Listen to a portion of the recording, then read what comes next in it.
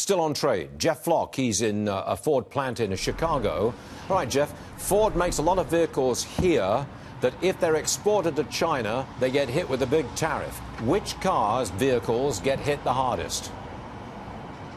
Well, the U.S. automakers, among them the Ford plant back here, 13,000 Explorers here, but their biggest seller in China is actually a Lincoln. That's a Lincoln MKC. They sold 17,000 of those in China last year.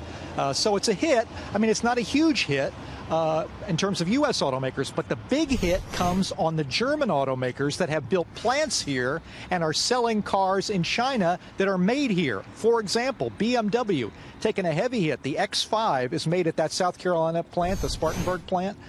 They sold 52,000 of those last year in China. Mercedes makes the GLE at its Vance, Alabama plant. They sold 40,000, and BMW's X3, also in South Carolina, sold 34,000. So you say, well, okay, it's the Germans taking a hit. That's no big deal. The only problem is those cars are made at U.S. plants with U.S. auto workers. 8,000 workers at the BMW plant, 4,000 at the Alabama plant for Mercedes. So potentially those jobs in a little bit of jeopardy with this big tariff.